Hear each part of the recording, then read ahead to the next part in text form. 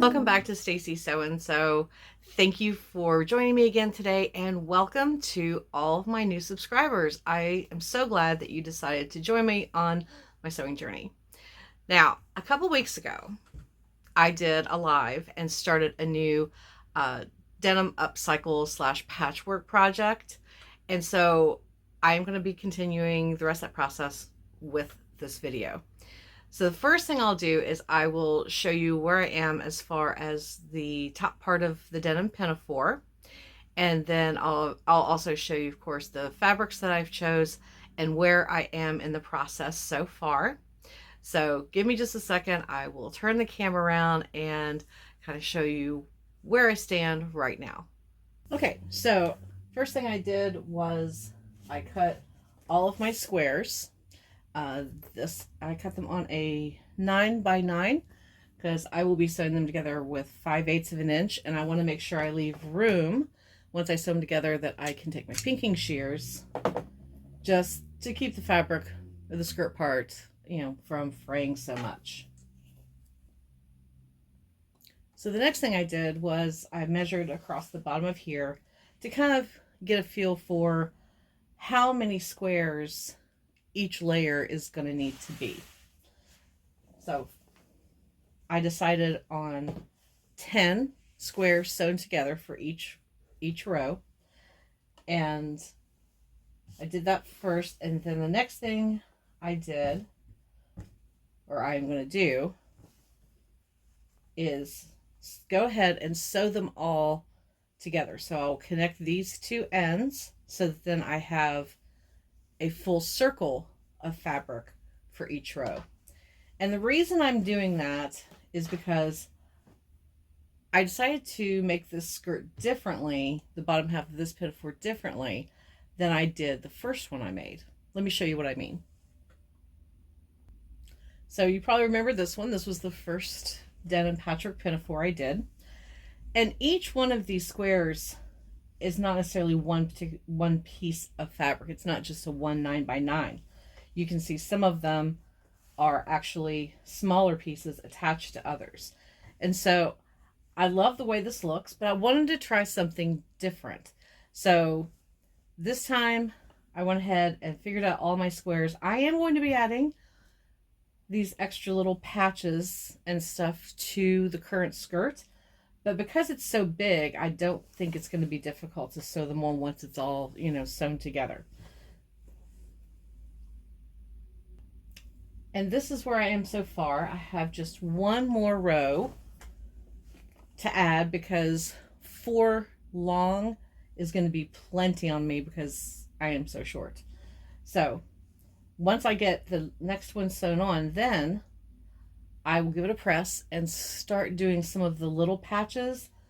I went through one of my many bags of patches that I have bought and made, and I've been trying to decide which ones I want to add, if I want to cut them in different shapes.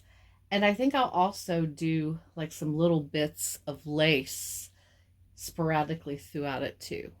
Okay, so let me get you caught up on what I have been working on. So obviously I made the band that goes across the top all the way around where the waistband used to be, the old denim one I picked off, and I replaced it with this one, and made and then placed and sewed on the straps. So let me show you how I did that. First thing I did to make the new waistband was I took some of the squares I had and I just cut them in half. So they're about 4.5 by just over 10 inches. So I just sat down and figured out what order I wanted them in and sewed them together. I put them right sides together, sewed them at 5/8 of an inch until I had a nice long strip. Once I had my nice long strip, I folded it through the center first, just so I know where that is. Then I folded it in a hem and ironed that in place. I did that to the whole long piece. Then I added some iron-on interfacing, folded it in half again, and then pressed it all down. Then just tops, just did a nice little top stitch across the top, and then folded it. Let me show you. You can see I put it on the back, folded it over top. I made sure to go above the rivets, and then I just top stitched across the bottom.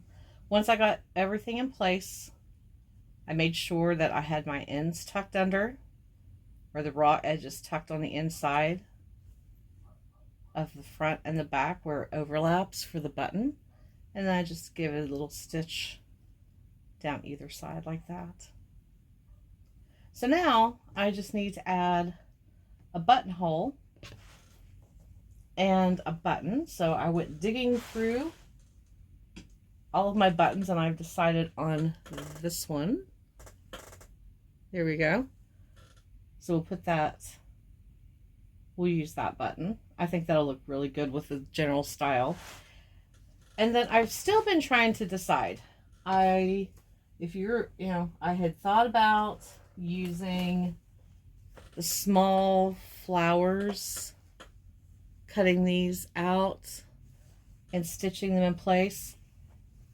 Then I had a couple of other ideas.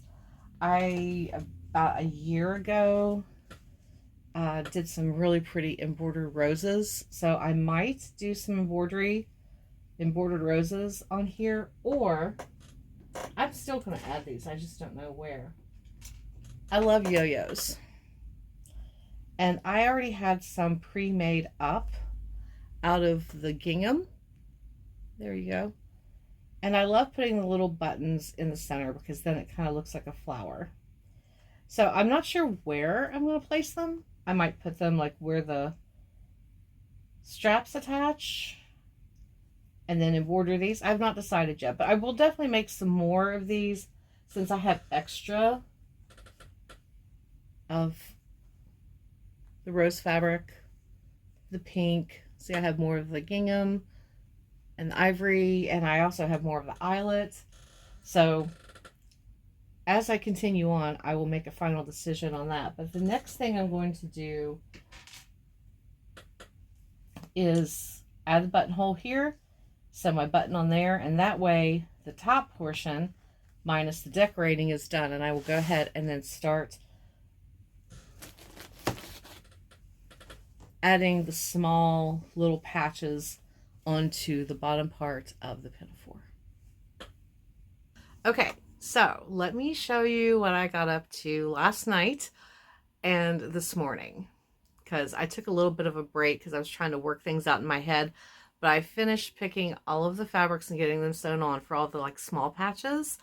And then also I decided I want to add something to the bottom part of the skirt of the pinafore. So let me turn the camera around and show you.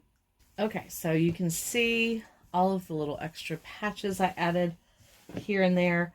I had thought about cutting up some lace pieces and adding them, but instead what I've decided to do, let me pull this up.